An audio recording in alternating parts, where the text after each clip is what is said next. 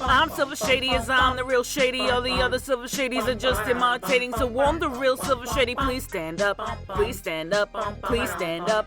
I'm Silver Shady as I'm the real Shady. All the other Silver Shadies are just imitating. So I'm the real Silver Shady. Please stand up. Please stand up. Please stand up.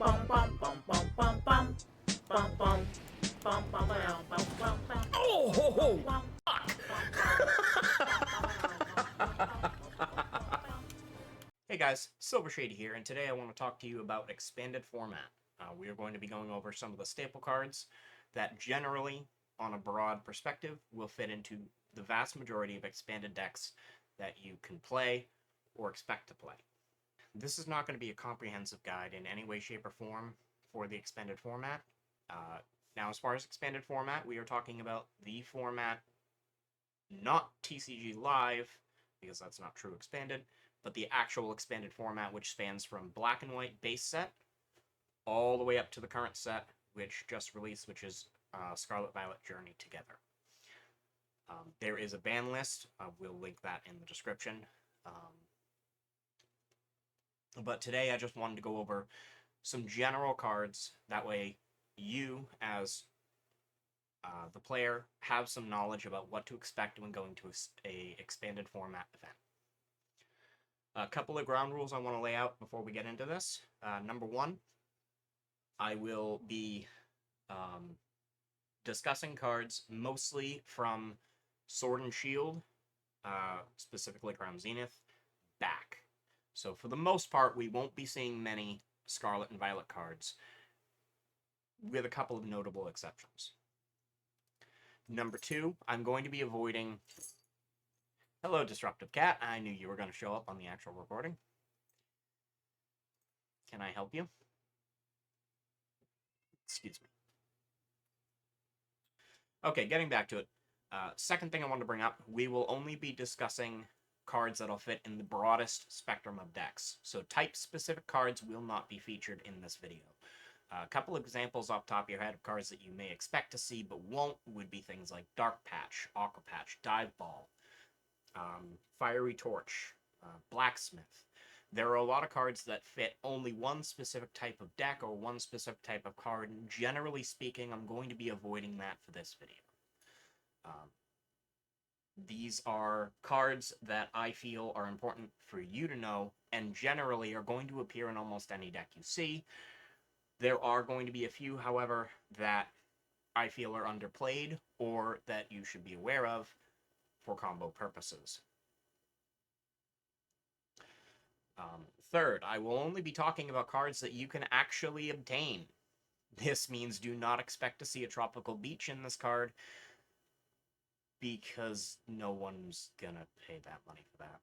It is a decent card, yes, I acknowledge that, but it's way overpriced. It is way too hard to get, and as such, I don't feel it has a place in this video.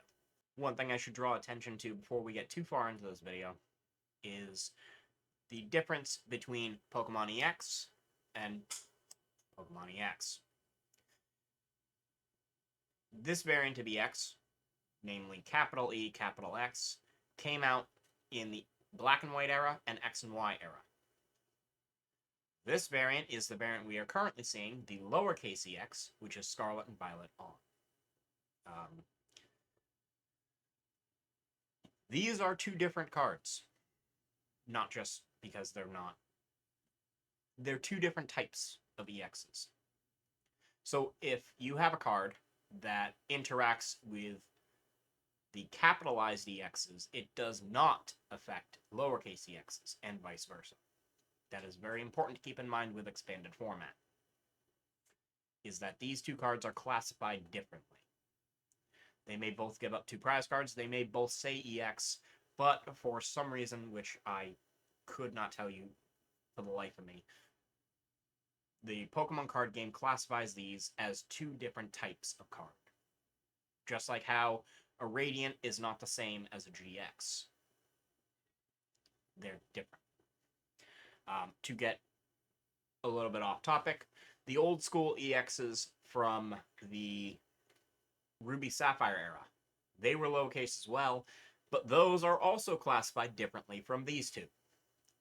Gets confusing, but yes. Just something to keep in mind, and you will encounter in expanded form. Also, we will be having pricings of the cards. I believe we're going to have them right about here for the cheapest variant of that card that you can get, and we're also going to display that card here as I talk about each card in turn. Alright, so starting off our list, we are going to be talking about the supporter search Pokemon. These are Jirachi EX, Tapu Lele GX, and Luminion V. Now, each of these has the exact same, well, not the same name, their ability functions exactly the same. When you play it from your hand onto your bench, you search your deck for a supporter card, show it to your opponent, put it into your hand, shuffle your deck afterward. However, each of them has their own advantages and disadvantages to using them, which is why I feel it's important to feature all three. And we're going to start off with Jirachi EX, originally released in the Plasma Blast expansion. It is a 90 HP Steel-type Pokemon EX. Just like the new EXs, this Pokemon will give up 2 prize cards when it's knocked out. In fact, all 3 of these will. It has a 1-star retreat cost, just like the other 2. It does have a weakness to fire, however, this one also does have a resistance to psychic types. A couple of reasons why you may want to play this variant of the supporter searchers. Number 1, the 90 HP number is low, but it is relevant. There is a ball, known as Level Ball in expanded format, that allows you to search your deck for a Pokemon with 90 HP or less and put it into your hand. So if you're playing a deck that plays Level Ball, Jirachi may be a better option than, say, Luminion V or Tapu Lele, because it can be searched out with the Level Ball. Another reason why you may want to run Jirachi is if you're running a lot of cards that require you to be behind on prizes. Examples of this would be, say, Defiance Band, Counter Energy, Counter Game. All of these cards require you to be behind on prizes. By having a 90 HP Pokemon EX on your bench, it's a soft target and makes your opponent a little bit more likely to pull it up because it's easier to KO. While that's not always the case, it is worth mentioning. And then the last thing to bring up would be its attack, although I wouldn't recommend anyone use it. For 1 steel and 2 colorless energies, we have Hypno Strike. It does 60 damage, and both the defending Pokemon and this Pokemon are now asleep. Next up on our list, we have Tapu Lele GX. This is a basic Psychic-type Pokemon GX with 170 HP. Again, 1-star retreat cost. However, this Pokemon has no weakness. This doesn't matter too much in expanded format, but it is worth noting. A couple of reasons why you may want to play this over the other 2. Number 1 would be if you are running a Psychic-type deck, this gives you access to Tapu Lele's Tapu Cure GX attack. You can only use 1 GX attack per game, similar to a V-Star power. GXs were the predecessor to that. So this, if you run a Psychic Energy, gives you access to that. Tapu Cure GX says heal all damage from 2 of your benched Pokemon. Another reason to run this is this has, of the 3, it is the most usable of the attacks. For 2 colorless energy, we have Energy Drive. This attack does 20 damage, times the number of energy attached to both active Pokemon. It's essentially X-Ball. This attack's damage is not affected by weakness or resistance. And there's Disruptive Cat again.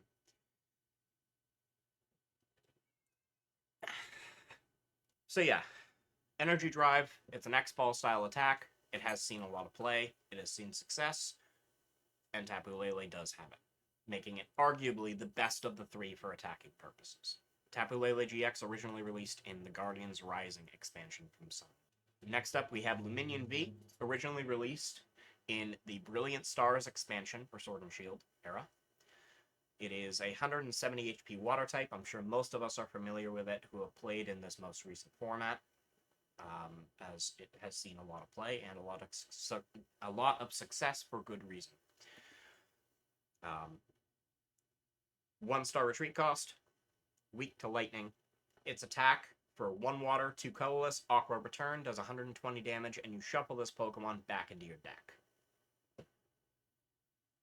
Couple of reasons why you may want to play Luminion over the other two would be, number one, it is a water type, which means it has access to the multitude of water type support that is in expanded format.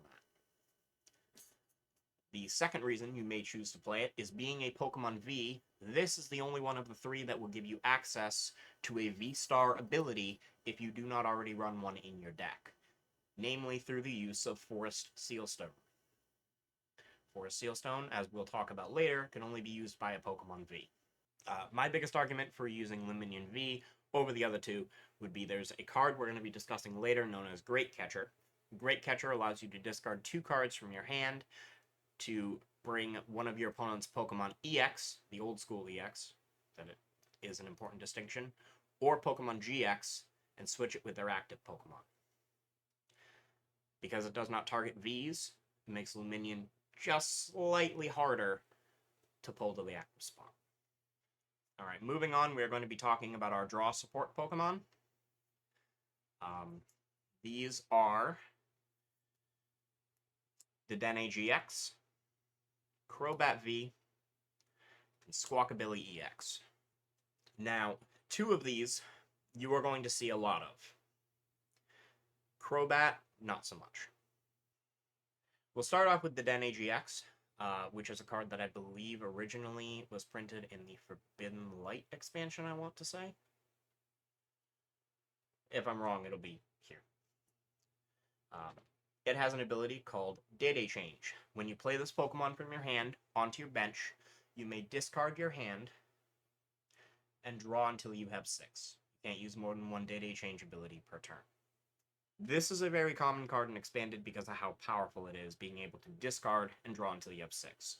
However, it is a GX, and because it is so commonly played, that is why we see a lot of Great Catcher played in Expanded format, which again, we will get to later.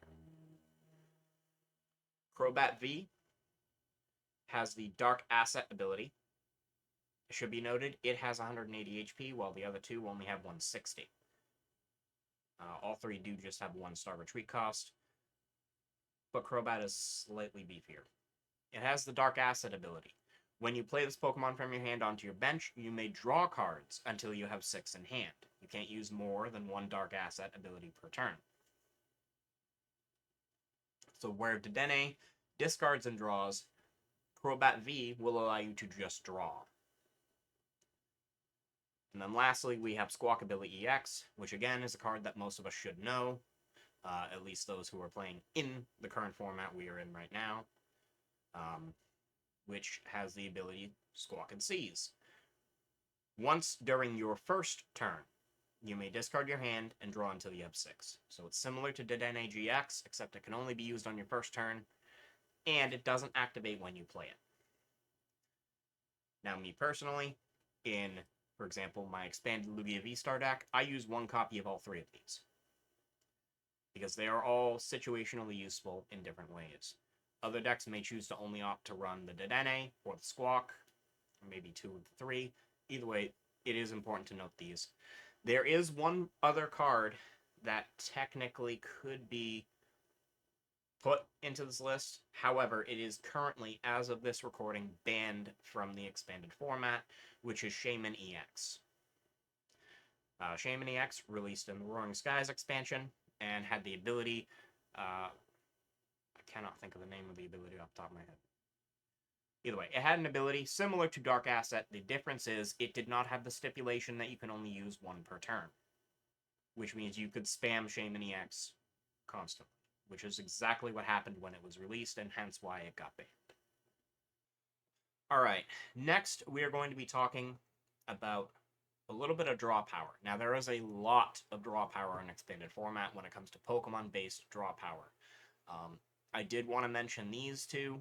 One of them is a card that we are currently familiar with. Another is an older variant of it. And that would be Oricorio GX and Fezandipity EX. Both of these have the exact same ability, where once during your turn, if any of your Pokemon were knocked out by damage during your opponent's last turn, you may draw 3 cards. They have the same ability. One is Dark type, one is Psychic type. Pheasantipity obviously has more HP, which may be why you want to run it, and it has a far more usable attack, I would argue. But I did at least want to draw attention to the fact that there is an older variant if you are running a Psychic deck and you feel this would be more useful. Alright, next up, we are going to get into 2 of the ability lock Pokemon. There are a couple of them, but I feel that these 2 are probably the most prominent and definitely deserve the attention. The first of these is Bide Barricade Wobbuffet, originally released in the Phantom Forces expansion. Bide Barricade says that as long as this Pokemon is your active Pokemon, each Pokemon in play, in each player's hand, and in each player's discard pile has no abilities except for Psychic Pokemon. So this won't affect things like Tapu Lele GX. This one, however, will. Garbotoxin Garbodor. Now, it should be noted there were 2 different versions of Garbotoxin Garbodor. They have the same ability, but different attacks. Honestly, the attacks don't really matter. It doesn't matter which one you play. Either way, their retreat cost is the same, their ability is the same. I believe their HP is even the same. So there's not much difference between the 2. The main reason why you'd want to play this would be for its Garbotoxin ability. Its Garbotoxin ability says, as long as this Pokemon has a Pokemon tool card attached to it, each player's Pokemon in each player's hand, in play, in their discard pile, has no abilities except for Garbotoxin. A little bit harder to get off than the Wobbuffet, but it locks a little bit more securely. Lastly, for the Pokemon, we are going to get into some of the more niche Pokemon cards that I feel that I should bring to your attention. You may see, you may not, but they are certainly usable. Starting off, we are going to be speaking about Trumbeak. Reason why Trumbeak would be good is for the Lost engine, which was expanded upon in the Lost Origins expansion. I'm sure we all know cards like Mirage Gate, Lost Vacuum, all of those various cards. This is just helping that deck along. Where it says, once during your turn, before your attack, if this Pokemon is in your hand, you may reveal it. If you do, look at the top card of your opponent's deck and put this Pokemon in the Lost Zone. If that card, top card of your opponent's deck, is a supporter card, you may put it in the Lost Zone. If your opponent has no cards in their deck, you can't use this ability. This essentially basically allows you to play it and put it directly into the Lost Zone from your hand, which, naturally, for things like Mirage Gate, where it requires you to have a certain number of cards in your Lost Zone, this is a huge help to that. You can also hurt your opponent by making sure that you get rid of their supporter card. Next up, I don't have a physical copy of this card, so you'll have to reference over here, is Bunnelby from the Primal Clash expansion. Alright, Bunnelby originally released in the Primal Clash expansion. It is a 60 HP basic colorless Pokemon. It has 2 attacks, with a 2-star retreat cost, and is weak to fighting. The first attack, for 1 colorless energy, is Burrow. Discard the top card of your opponent's deck. The second attack, for 1 colorless energy, is Rototiller. Shuffle a card from your discard pile into your deck. Now, the reason you want to play this, as I'm sure most of you have noticed by this point, is that little text box below the name. That is what we know as an ancient trait. Ancient traits are similar to abilities, however, they cannot be shut off. There is no way to currently turn off an ancient trait or negate it. This Pokemon has the ancient trait Omega Barrage. This Pokemon may attack twice a turn. If the first attack knocks out your opponent's active Pokemon, you may attack again after your opponent chooses a new active Pokemon. So, a couple of reasons why this is good. Obviously, first off, you can use 2 Rototillers and shuffle any 2 cards from your discard pile back into your deck. This is an extremely powerful attack, very reminiscent of Junk Hunt, Sableye, back when that was a thing. More importantly, however, and the reason why this card has seen even more play and expanded, is TM Evolution, which we will get to later, or should I say Technical Machine Evolution. Again, we'll get to that card a little bit later. in the video, but due to the ancient trait Omega Barrage, you can use TM Evolution twice. You can use it to go to your stage 1, and then immediately use it again to go right to your stage 2. Naturally, this applies for the other technical machines as well, if you so choose to use them.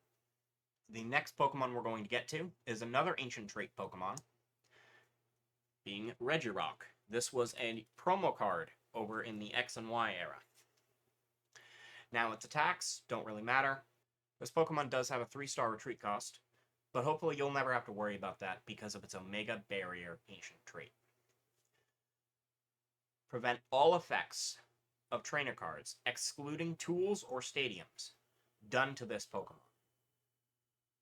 This means that things like Boss's Orders, Counter Catcher, Pokemon Catcher, any of those cannot affect this card.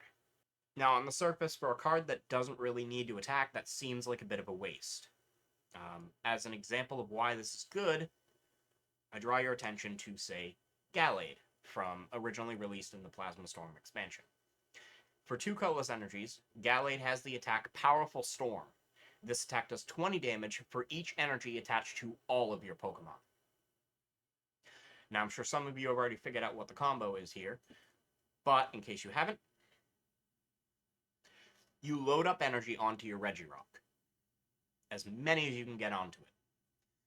Your opponent can't discard them by way of supporters or items. They can't counter it up to the front. The Omega Barrier will also prevent them from using something like Escape Rope, because if they use Escape Rope, you get to choose the new Pokemon, and you can choose Regirock and keep it on your bench. Then, you swing with the Gallade while your energy is safe and racking up the damage. There are a bunch of other Pokemon like this. Gallade was just the first one I came across, but you get the general idea. Regirock allows you to hold on to cards onto your bench without your opponent being able to touch them. It's a very powerful ability that is very underrated in the expanded format, and even when it was released, was pretty undervalued. Next up, we have Keldeo EX from the Boundaries Crossed expansion. Biggest reason why you'd want to play this card is for its ability Rush In. Once during your turn, if this Pokemon is on your bench, you may switch it with your active Pokemon. Now, this card doesn't see as much play as it used to back in the day, but it should be noted it is a Water type, so it has access to all the Water type Pokemon support, and that ability is extremely useful. I'm sure I don't need to explain to anyone who's currently playing, say, Latias EX, why Rush In is so good. But it is something I would like to know. Next up, this is a card you are definitely going to see in Expanded at least once. And that is Propagation Execute, originally released in the Plasma Freeze expansion. Propagation Execute has an ability called Propagation. Once during your turn, if this Pokemon is in your discard pile, you may put it into your hand. Now, on the surface, just reading that effect, it may not seem that powerful, but keep in mind that Pokemon has a rule when switching zones. So keep in mind, anytime you are switching from a known to an unknown zone, or vice versa, this will take effect. When you switch a Pokemon from a known zone, such as your discard pile, a known zone is a zone that both players can see, to an unknown zone, being a zone that either neither player can see or only one person can see, it resets all active effects and once per turn abilities for that Pokemon. What this means is that you can use Propagation Execute over and over and over and over again on your turn with just one copy. The reason why Pokemon has this rule in place, as broken as it may seem, is as the opponent, you do not know if that is the exact same Execute or if there's one of maybe 4 or 5 others. Well, I should say up to 3 others, but that is why Pokemon has this rule, to make it easier to keep track of it. But Propagation Execute allows you to abuse that rule for your own gain. By playing, say, 2 Propagation Execute in a deck, you can then use Ultra Ball as often as you like during your turn for free. Because you discard your Propagation Executes, propagate them back to your hand, and use it again. This is an extremely powerful card in expanded format and sees a ton of play, so don't be surprised if you see this at your next local event. And then lastly, I'm going to get into two Pokemon that I don't think you're going to see much of, but I did want to bring attention to them because they have seen play before and may see play again, depending on what cards may release. The first of these is Stardust Jirachi, and the second is Ninetales from Primal Clash. For Stardust Jirachi, we'll start with that. It is a Steel type. The main reason why you'd play it would be for Stardust. For 1 colorless energy, Stardust will do 10 damage, and you discard a special energy card attached to your opponent's active Pokemon. If you do, prevent all effects of and damage from your opponent's attacks done to this Pokemon. It is an effect on Jirachi itself, which means even if they switch out, that still stays. The only way they can get rid of that effect is if they, say, use a boss's order to bring something else to the active. The reason why I think this card may see play is right now, 2 of the most popular decks in expanded format are Regidrago V-Star and Lugia V-Star. Both of these decks run special energies. So with Stardust, you can essentially buy yourself an extra turn should you need it. And then next, we have the Ninetales, which has the ability Barrier Shrine. This would be the main reason why you'd want to play it. Each player can't play stadium cards from their hand. Now, on the surface, that may not seem that powerful. However, when you already have a stadium card in play, this essentially means the only way to get rid of that stadium would be to use something like, say, Field Blower, Lost Vacuum, or Supporter card. It takes away their ability to just play another stadium card to get rid of yours. And when paired with something like Neutralization Zone, that can be a deadly combo. Neutralization Zone, obviously, is a more recent ace spec, which prevents all damage done to Pokemon that don't have a rule box by attacks from the opponent's Pokemon EX, new version, and Pokemon V. It also should be noted that Neutralization Zone, this card can't be put into your hand from the discard pile, so once it's gone for good. Ninetales can help you protect that card a little bit more if you're running a deck that really doesn't run any of those. I don't expect this to see much play, but it is a combo I wanted to make you aware of. Naturally, there are other cards such as, say, Thunder Mountain Prism Star. This would lock it into the active, and then your opponent's only recourse to get rid of that is an effect of an attack, such as, say, Lugia V-Star or something similar. That does it for the Pokemon. Next, we're going to get into the stadiums. I would like to just remind everyone that there are over 14,000 cards in expanded format, so as I mentioned before, this will not be a comprehensive list. More just like a greatest hits, I suppose you could call it. These are what I would consider the best stadiums in expanded format for various reasons. We will start off with what 90% of people would consider the best stadium, which is Skyfield. Anyone who is currently playing Area Zero Underdepth is probably aware of how Skyfield works, but I will explain it anyway. As long as Skyfield is in play, each player may have 8 benched Pokemon. If this card is discarded, you discard Pokemon from your bench until you have 5 remaining. The player who played this card discards first. Area Zero Underdepths naturally does the exact same thing, but has a stipulation that the effect only becomes active if you have a Terra in play. Skyfield just says it's there. On the flip side of that, we have Parallel City. This is another card that you'll commonly see in expanded format. When you play this card, you choose which way this card faces. The player that the blue side is facing cannot have any more than 3 benched Pokemon. If they have more than that when this card is played, they discard until they have 3 benched Pokemon remaining. The player that the red side is facing, any grass, fire, or water type Pokemon do 20 less damage. A lot of people will play this in conjunction with Skyfield, or to counter Skyfield, I should say, as it is arguably the best bench reduction card out there. Next up, this is a card that's a little bit more recent, Path to the Peak. This card says that each Pokemon with a rule box in play has no abilities. Rule box Pokemon will include Pokemon, the old Pokemon EX from the X and Y and Black and White era. This will include Pokemon GX. This will include Prism Star Pokemon. This will include Radiant Pokemon, the new school EXs, tag teams. Any Pokemon that has a rule box no longer has an ability as long as Path to the Peak is out of play.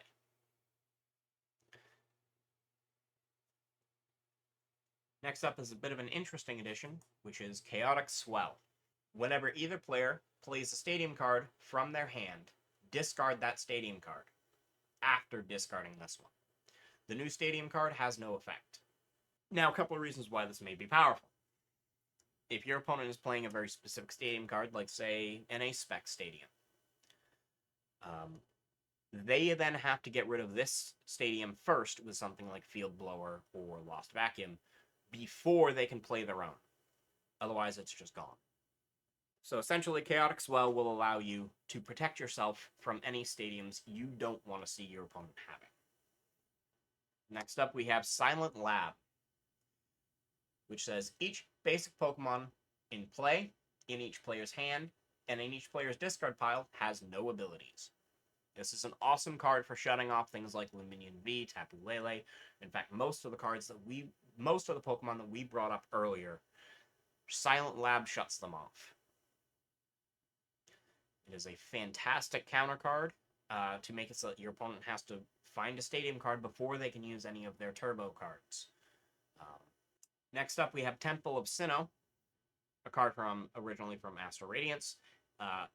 As long as this card is in play, each special energy card attached to each Pokemon in play, both yours and your opponent's, provides one colorless energy and has no additional effects. Normally speaking, this may not be as powerful a card, but again, Lugia V-Star is one of the most popular decks in format, and while I'm loath to give people options on how to counter that, Temple of Sinnoh is a great choice. And then rounding out the last of the stadium cards, we have Frozen City from the Plasma Freeze expansion. Reason why this is a good card is whenever any player attaches an energy card from their hand to one of their non-Team Plasma Pokemon, put 2 damage counters on that Pokemon. This is an awesome counter card for any deck that likes to energy ramp. For example, Baxcalibur, or its previous iteration being Blastoise from the Boundaries Cross expansion, which allows you to, as often as you like, attach a water energy from your hand to one of your bench Pokemon. Frozen City makes you pay for that with damage, which naturally will soften up the targets, making it easier to knock them out. Now we're going to get into our supporter cards next. Now to start things off, I did want to mention a bit of a special ruling that is kind of exclusive to expanded format, and it relates to 2 of the most common supporter cards that we'll see play in either expanded or standard format. This would be Professor's Research and how it interacts with Professor Sycamore and Professor Juniper, and also Boss's Orders and how it interacts with Lysander. Now, it should be noted, Professor Juniper, Professor Sycamore, and Professor's Research all have the exact same effect. They're a supporter card that says discard your hand, draw 7. It's an awesome supporter card. It has been in the game for quite some time. In fact, Juniper herself was released in black and white base set. And anytime it's been printed, it's seen use. The special rule with expanded format says if you run even 1 copy of Professor's Research, you cannot run these 2. And vice versa. If you run 1 copy of Sycamore, you cannot run Research, you cannot run Juniper, even if it's only 1 copy. They are mutually exclusive. So naturally, it kind of just comes down to which one do you like the best. Do you like one of the Professor Researches? Do you have Sycamores already and you want to use them? Same thing with Juniper. It's all personal preference. Just make sure you do not intertwine these 3. The same thing goes for Boss's Orders and Lysander. These 2 cards have the exact same effect, which is switches one of your opponent's bench Pokemon to the active spot.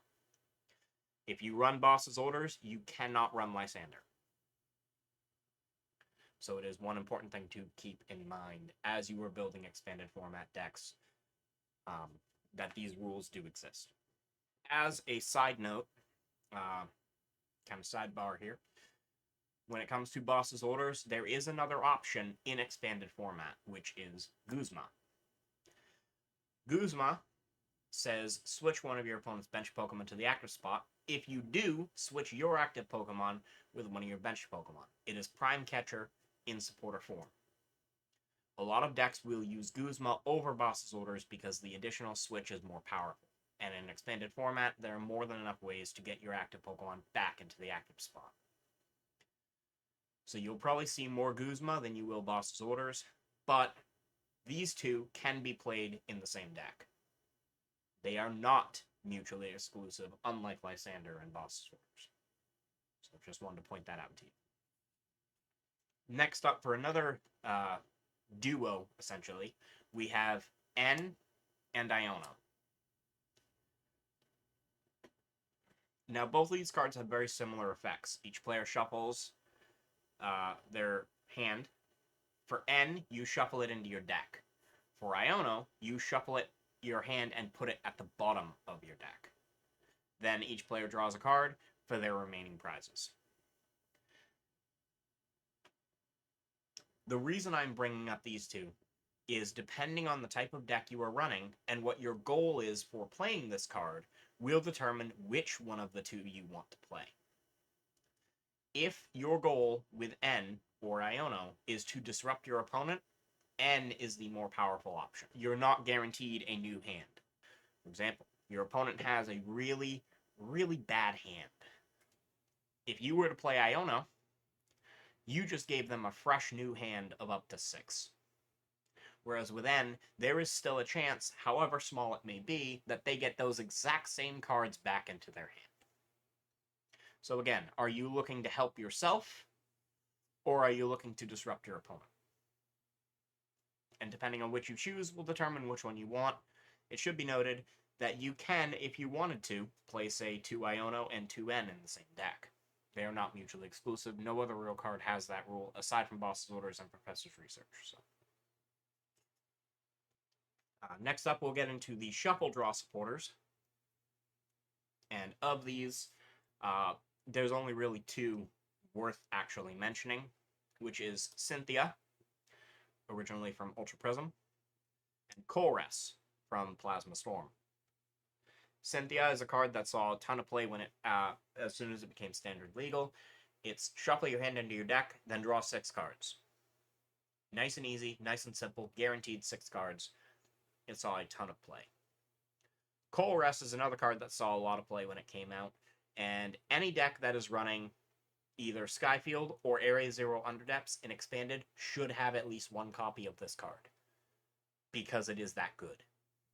You shuffle your hand into your deck. Then, draw 1 card for each benched Pokemon in play, both yours and your opponent's.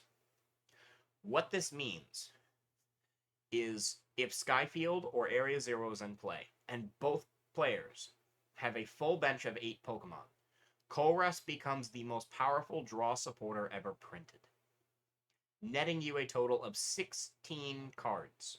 That is over a quarter of your deck with 1 card played. Its power cannot possibly be understated.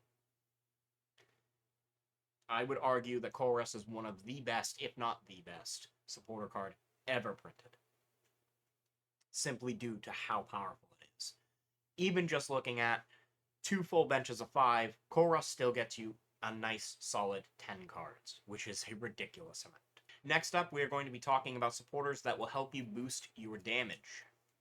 In expanded format, some of these cards are more common than others, but I feel that these 4 are probably the most usable and deserve special attention. The first of these is going to be Leon. Next up, we have Professor Kukui.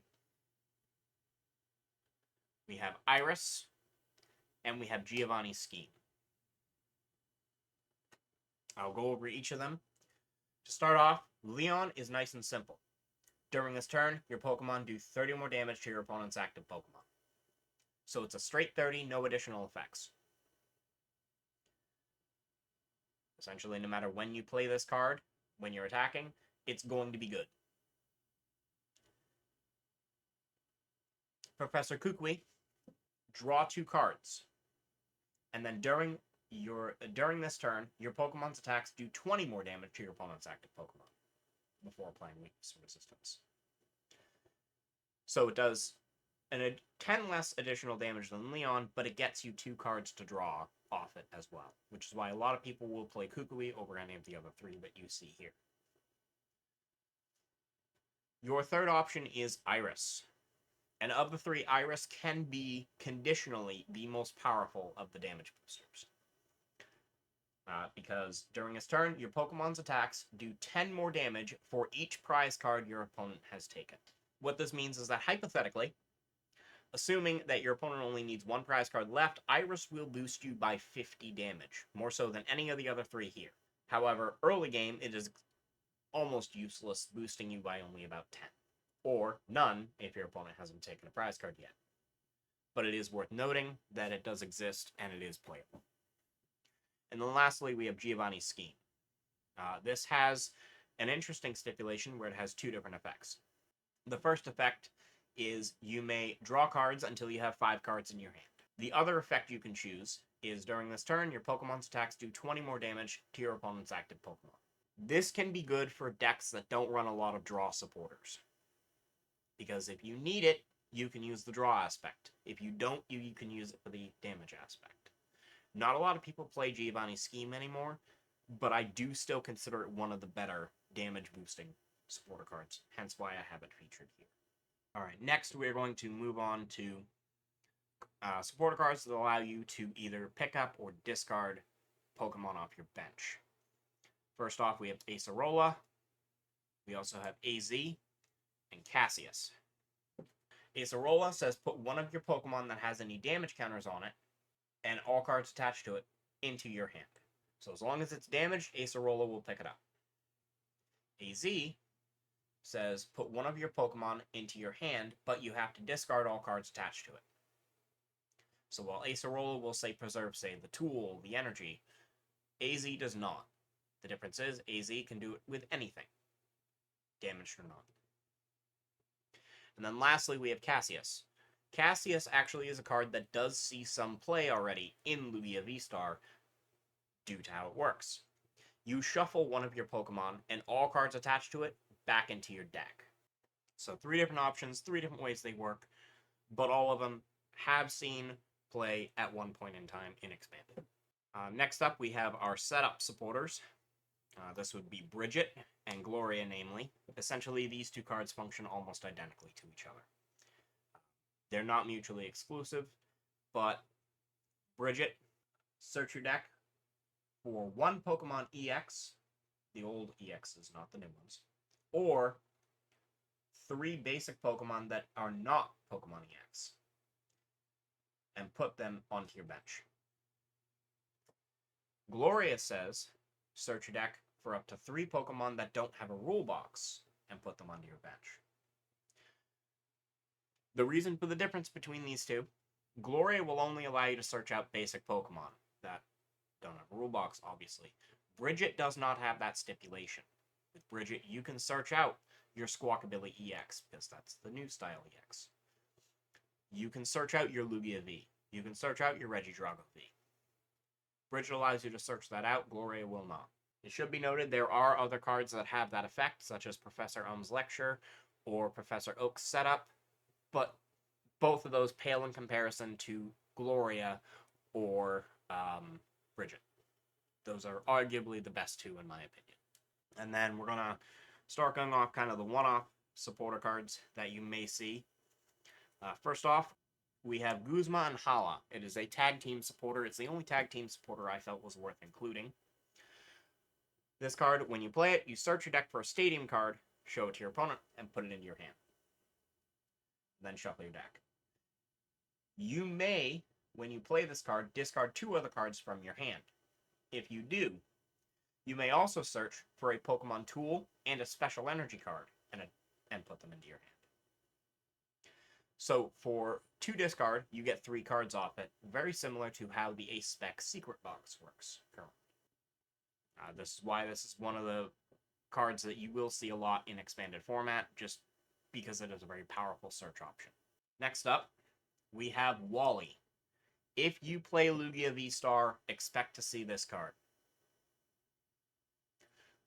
Wally says, search your deck for a Pokemon that evolves from one of your Pokemon in play, excluding the old school Pokemon EXs, and put it onto that Pokemon to evolve it. You may use this card on a Pokemon that was just put into play, or during your first turn. There's a catch to this. If you go first, Wally does not bypass the no supporter rule like Carmine does, which means Wally can only be played on your first turn if you choose to go second. However, as a good example for Lugia V-Star, if you choose to go second, Wally will allow you to immediately evolve your Lugia V into your Lugia V-Star, which then allows you to use your Summoning Star ability to get 2 Archeops onto the bench, which then allows you to accelerate your 4 powerful colorless energy onto your active Lugia V-Star and blow up whatever's in front of you for punitive damage. Wally is the card that makes that happen.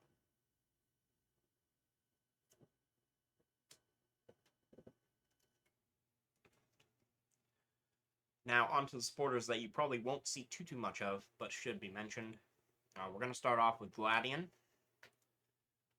Gladion says, look at your face-down prize cards and put one of them into your hand. Then, shuffle this Gladion into your remaining prize cards. If this Gladion is not in your hand, you can't play this card.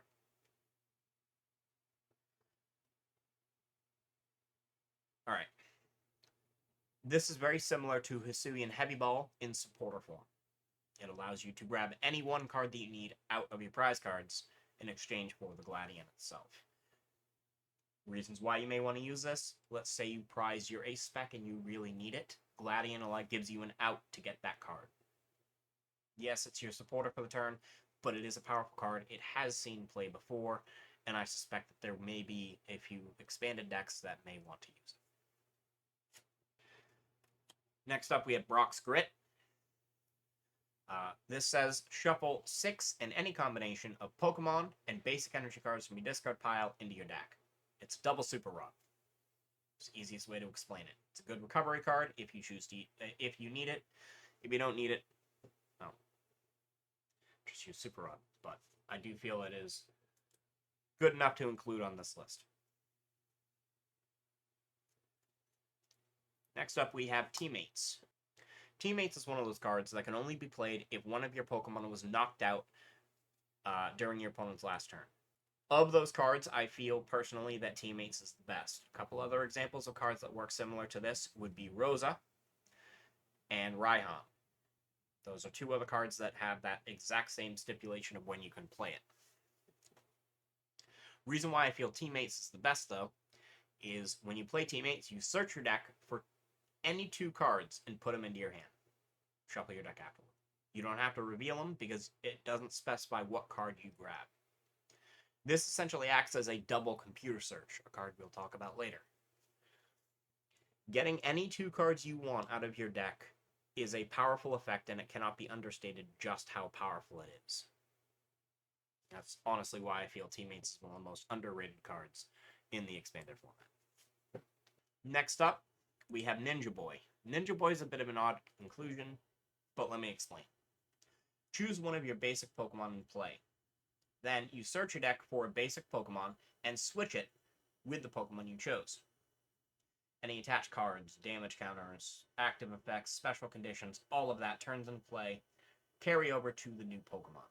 And then you shuffle the original Pokemon that was on your bench back into your deck. This is similar in effect to Thornton. The only difference is that Thornton will swap the basic Pokemon with a Pokemon from your discard pile. Ninja Boy lets you search out whatever Pokemon you want out of your deck. That's why I brought it up. I myself have used this to get an additional Lugia V into play with Lugia V-Star later on in the game. By using this on a benched Dedenne GX that no longer has any use to me. Next up, we have Pokemon Ranger. Remove all effects of attacks from each player and their Pokemon. Why is this good? Anybody recognize that? During your opponent's next turn with Ichi, Paul, and Voodoo, Your opponent can't play any item cards. So your opponent uses Itchy Pollen, you play down Pokemon Ranger, and you can use items again.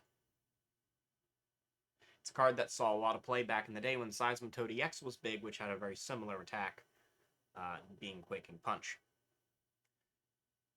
So if you know you're going to run into a lot of this at your expanded events, it may be prudent to include 1 or 2 copies of Pokemon Ranger to prevent yourself from getting locked out. And then rounding out the bottom, this is arguably the only card in here that is specifically tailored to counter one deck. And this is designed to attempt to counter Regidrago V-Star. Karen is a supporter card that says each player shuffles all Pokemon cards from their discard, all Pokemon from their discard pile back into their deck. Now, late game, after Regidrago has exhausted a lot of its resources, this card is huge, because Regidrago V-Star will mainly work by copying Dragon-type Pokemon's attacks from their discard pile. Karen makes it so they can't do that anymore. So depending on when you play it, this can be a hugely impactful card. This is also effective against decks such as Night March, Mad Party, or United Wings. Decks that require certain Pokemon to be in the discard pile, Karen allows you to kind of reset all that work. So it is a very good card, and something that is worth considering in the expanded format. Moving on to our tools. There are only 5 tools that I feel are worth mentioning when it comes to expanded format. There are plenty of tools, trust me, I know a lot of them. But these 5 are arguably the best of the best. We're going to start off with one that we've already brought up earlier, which is TM Evolution. Naturally, TM Evolution, you attach that card. I keep calling it TM Evolution. Its full name is Technical Machine Evolution. It's just too long to say, though. So we'll just keep calling it TM Evolution. If this card is attached to a Pokemon, at the end of your turn, you discard this card. It allows the Pokemon this card is attached to use its attack, which is Evolution. For 1 colorless energy, you may choose 2 of your bench Pokemon. Search your deck for 2 cards that evolve from those Pokemon and put them on them to evolve them. Then you shuffle your deck afterward. Again, when paired with Bunnelby, what this means is that you can take your say, basic Charmander and immediately evolve it straight into your Charizard EX on your turn 1. So it's a very powerful card when paired with Bunnelby, even more so than in standard format. Another card we mentioned earlier is going to be Forest Sealstone. The Pokemon V this card is attached to may use the V-Star power of this card as its own. You can only use 1 V-Star power per game, just like you can only use 1 GX attack per game. Forest Sealstone has seen a lot of play. I'm sure we all know what it does, but in case you don't, this allows you to access the V-Star power Star Alchemy. During your turn, before you attack, you may search your deck for a card and put it into your hand. So if you're not already running a V-Star power, and you run either the Luminion or the Crobat V as your support Pokemon, Forest Sealstone is an extremely important card to make sure you include, because it gives you access to that once per game ability.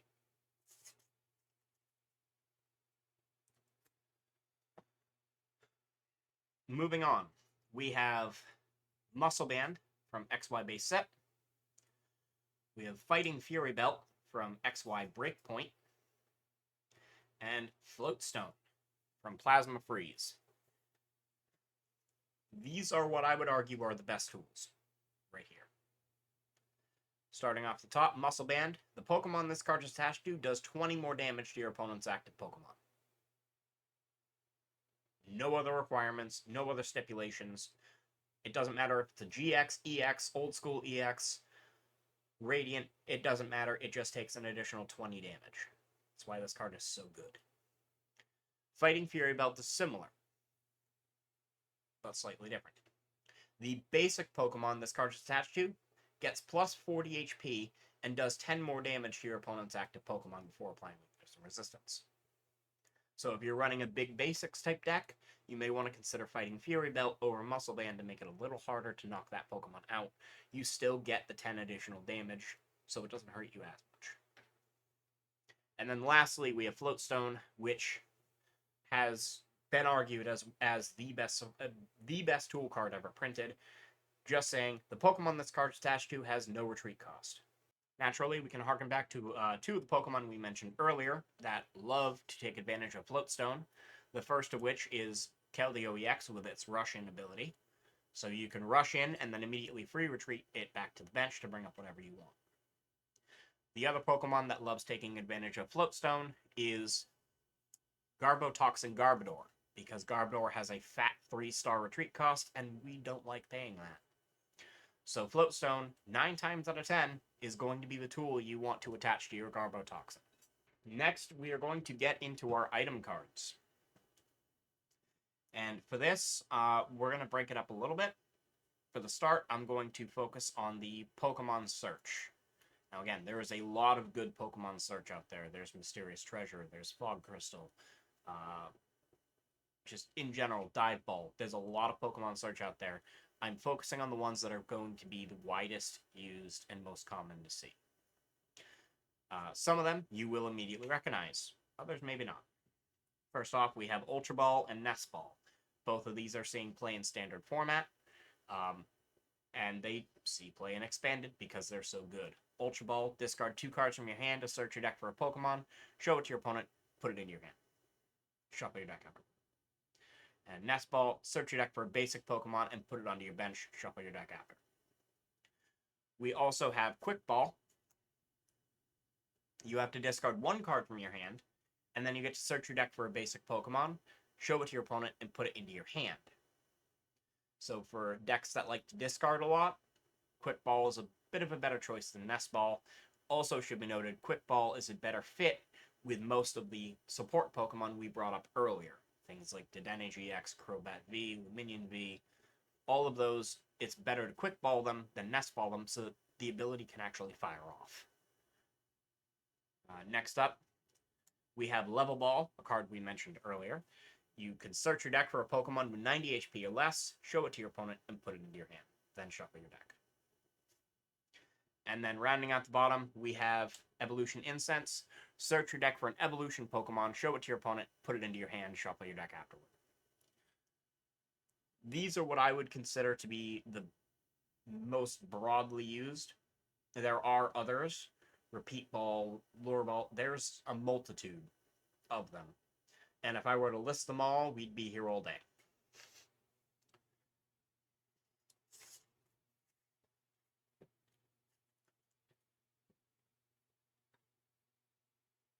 Alright, next up, I'm going to focus on Energy Search.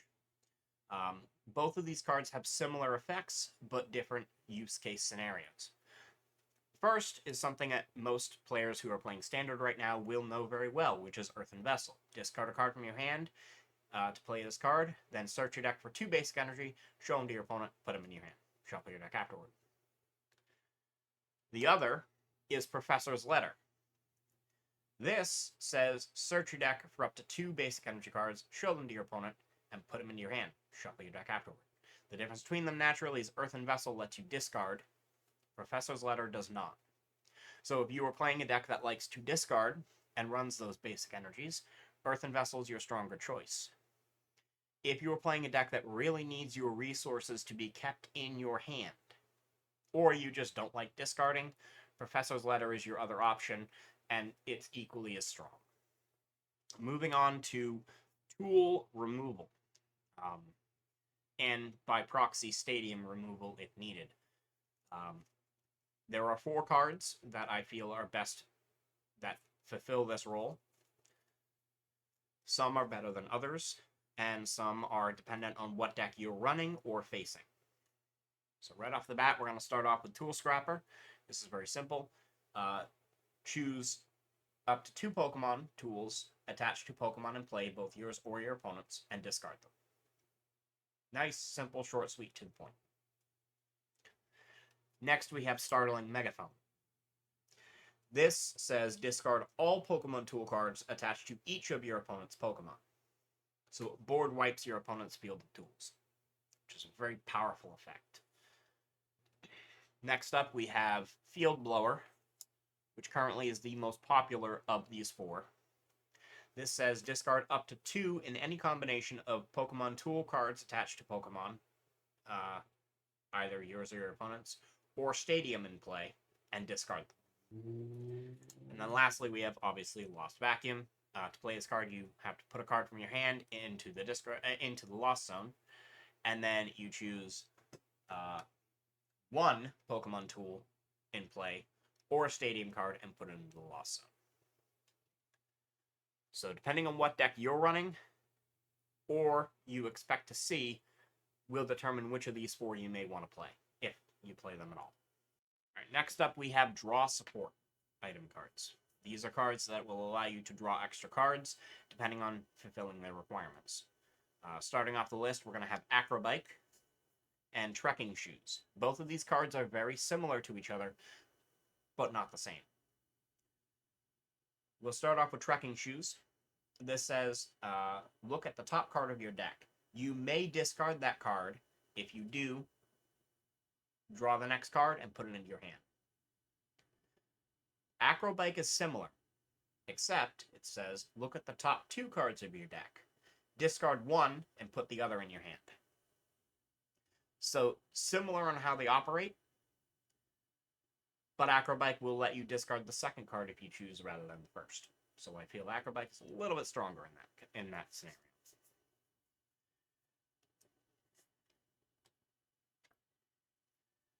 Next up, we have Trainer's Mail.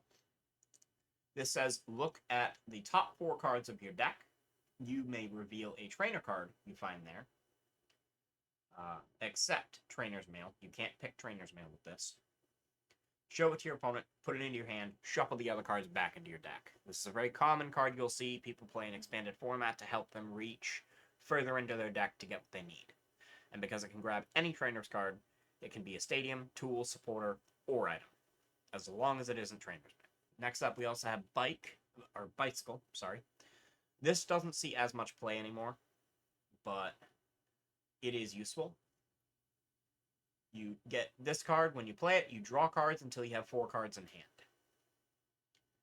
If you're running low on cards in hand, this can be extremely helpful to build yourself back up so you have more options. Again, this one doesn't see a whole lot of play, but I felt it was important to bring it up. And then lastly, we have Lost Blender. This is mostly going to be for your Lost Zone or Lost Box type decks in expanded format. This says, put 2 cards from your hand into the Lost Zone. If you do, draw a card. It only gets you 1 card to draw, but this is a hugely impactful card to allow you to build up your Lost Zone so you can access things like Mirage Gate later on. Alright, next up I want to talk about the recovery type cards. First off, we have Rescue Stretcher. Choose one effect. You may put a Pokemon from your discard pile into your hand, or you can shuffle 3 Pokemon from your discard pile back into your deck. So this gives you the versatility. Similar to how Night Stretcher operates, it's kind of a mix of Night Stretcher and Super Rod for those who are playing in Standard, if you want to understand this card a little bit better. It gives you the flexibility to choose. Next up is a card that you will see if you play Lugia V-Star or play against Lugia V-Star, which is Special Charge. Shuffle 2 special energy cards from your discard pile back into your deck. This is an extremely powerful card, as it's one of the only ways to get back special energy cards, even in expanded format. Very few cards allow you to do that. Special Charge is one of them.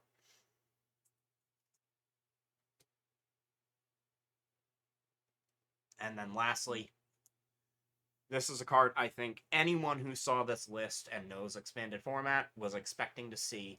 It's Versus Seeker. It originally came out in XY Phantom Forces. You put a supporter card from your discard pile into your hand. This card is why expanded format does not run a lot of supporter cards in their decks, because they just run 4 Versus Seekers and grab what they need when they need it. When it was standard format legal, it was played in every deck in a 4 count. And even nowadays, most expanded decks will choose to run at least 3. There are a couple of exceptions to that rule, such as Lugia V-Star, which chooses not to run this card, but they're few and far between. Alright. Next up, we have more of the one-off use case scenarios. We have Plus Power from Black and White base set. This is arguably the oldest card I have on this list. During this turn, your Pokemon's attacks do 10 more damage to your opponent's active Pokemon.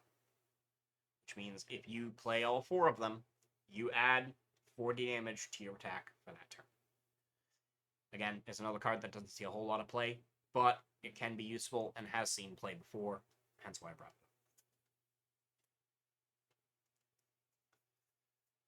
it up. On to another card that you will see. There's no chance you won't, which is Hypnotoxic Laser. It is one of the better cards ever printed. Your opponent's active Pokemon is now poisoned. Then you flip a coin. If heads, they're also asleep. As an item card, this is devastating to your opponent. I don't really think there's much more that needs to be said about it, aside from the fact that most lists, if you play 1, you're playing 4 of them. It's that good. Next up is a card that we talked about earlier, which is Grape Catcher. And this is a card that is a one-of in every single expanded deck because of how prevalent Dedenne GX is. That's the biggest reason why people play it. You can play this card only if you discard 2 other cards from your hand. Switch one of your opponent's benched Pokemon GX or Pokemon EX, old school, with the active Pokemon. This will allow you to bring up a soft target like a Jirachi EX from Plasma Blast on the bench, a Tapu Lele GX, a Dedenne GX. If your opponent has any tag team Pokemon, it'll allow you to drag those up to the front so that you can take that knockout. It's a very powerful card that frees you up to use a different supporter if you need to. And on to another card that we talked about earlier, which is Escape Rope. Most people should know what this is by now. It's been around for a while. It's not in standard format currently. It did rotate out with D-Block. Each player switches their active Pokemon with one of their bench Pokemon. Your opponent switches first. And then, of course, if a player doesn't have a bench Pokemon to switch with it, they don't switch. I brought this up earlier when I was talking about Regirock, because if you are in a position where you have a Regirock on the bench with the Omega Barrier, ancient trait, and your opponent plays an Escape Rope and you do not want to switch, you can point to your Regirock as the target of that card and negate the Escape Rope effect. It's very important to keep that in mind, that if you have Regirock, you can negate this card. Alright, next up, a bit of a more niche card, but we have Town Map. You turn all of your face-down prize cards face up. This will allow you to do things like plan. It should be noted there are a couple of cards that will no longer work if you play Town Map, because they require the prize cards to be face down. So that is something to keep in mind if you decide to run this, but it is a good card that will allow you to better plan out your prizing and map yourself. And next up we have Max Elixir. You look at the top 6 cards of your deck and attach a basic energy card you find there to one of your benched basic Pokemon. Then you shuffle the other cards back into your deck. So, similar to Electric Generator that we have now, Max Elixir just works with any basic energy for any basic Pokemon. It's a very powerful card. And then lastly, yet another card I'm sure everyone was waiting to see, which is Battle Compressor Team Flare Gear. Lugia V-Star loves this card. I will say that right now, because you get to search your deck for up to 3 cards and discard them. That's it. You just get to pick any 3 cards out of your deck and toss them in your discard pile. For Lugia, that's always Archeops. For other decks, they may want their energy in the discard pile. Battle Compressor it out. For Regidrago, this allows you to search out 3 Dragon-type Pokemon, drop them directly into your discard pile, that way you can use their attacks. Battle Compressor is a very versatile card that on the surface may not seem that powerful, but when you consider the decks that use it, becomes essential. Alright, now we are going to get into the special energy cards. Now, this is where I had a little bit of trouble, because there are a lot of special energy cards in expanded format. Most of them are type specific, which, as I said at the beginning of this video, I am not going to be including type specific cards. for the most part. However, there is one special energy card that stands king above the others. When it was in standard format, it dominated the field. Even its weaker variants have seen play. And most recently, there's a card in F block that is rotating out that is a weaker variant of the card I'm about to show you that was in every single World Championship deck at least once. At least one of them of the 3. Or 4 that came out every year since it was printed. This is also a card that harkens all the way back to its original printing in base set.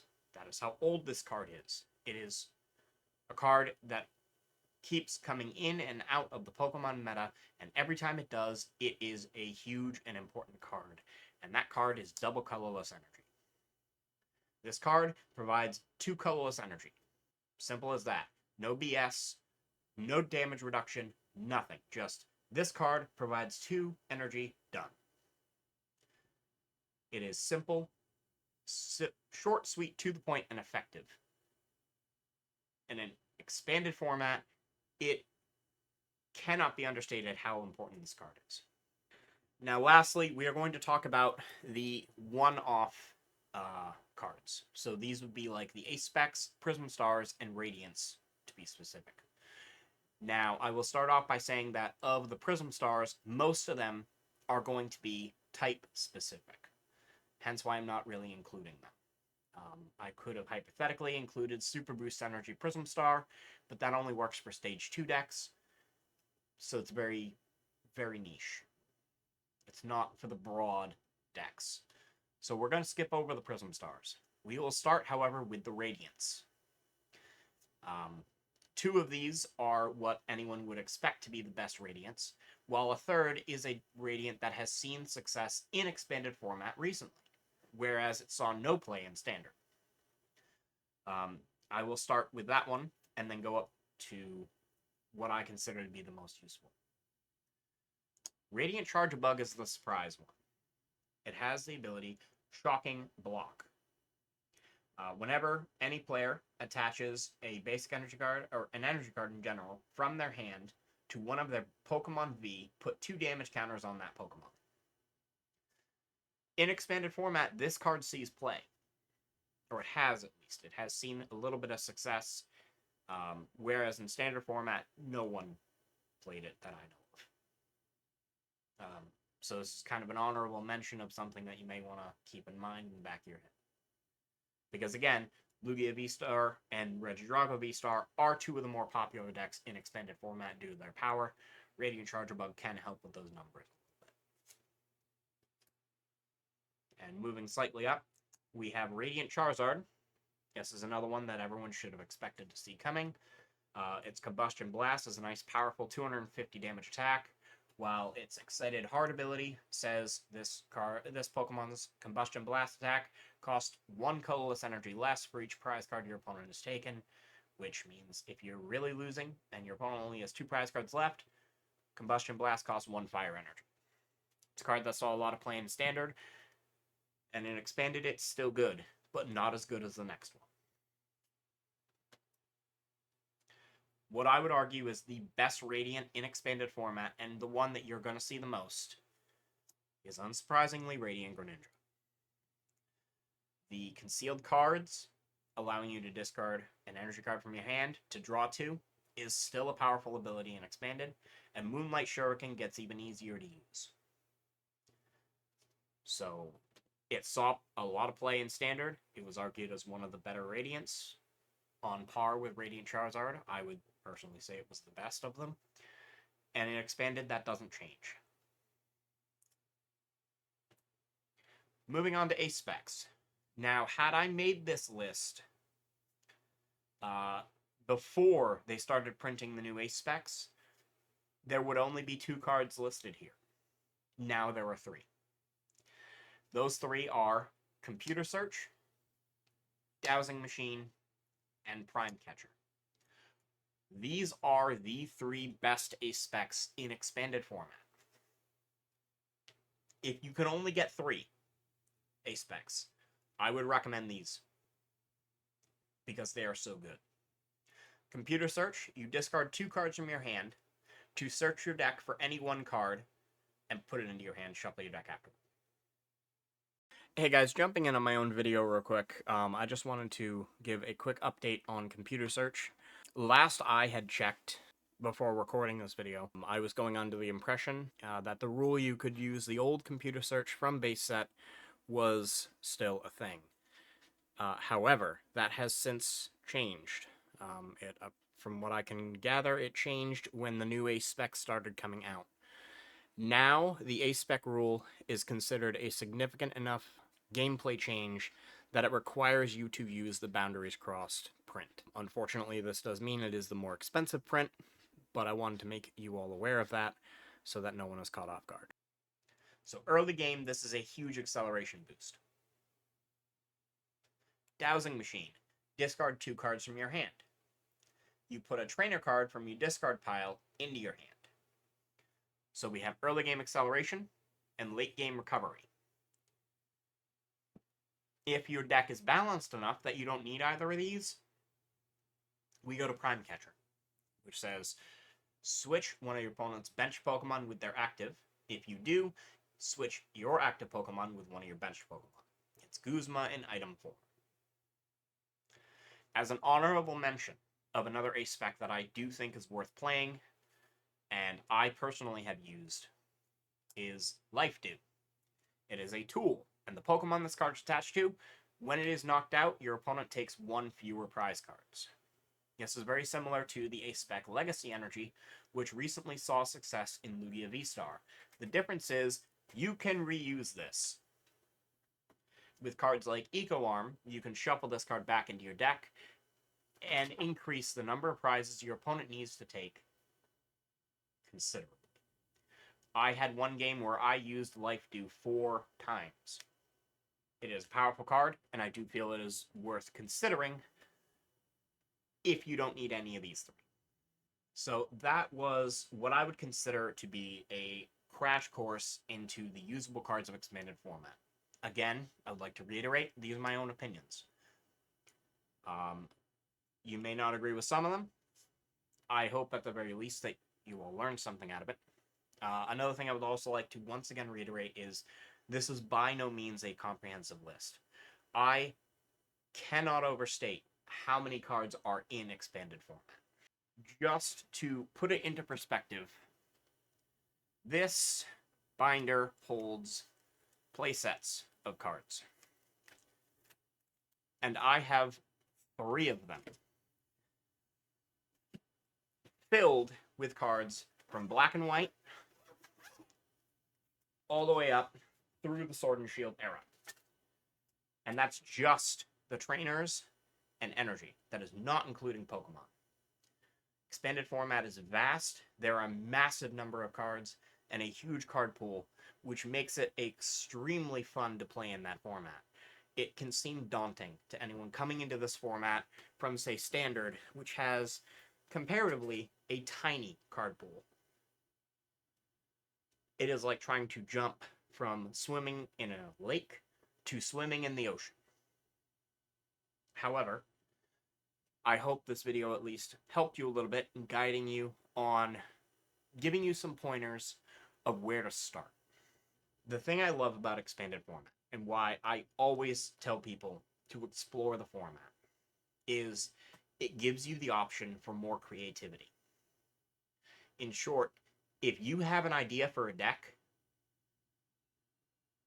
there's almost a 99% chance that you can make it happen in expanded format, and it will be good. Not just decent, but playable and winnable. There is so much creativity and so many different options in expanded format.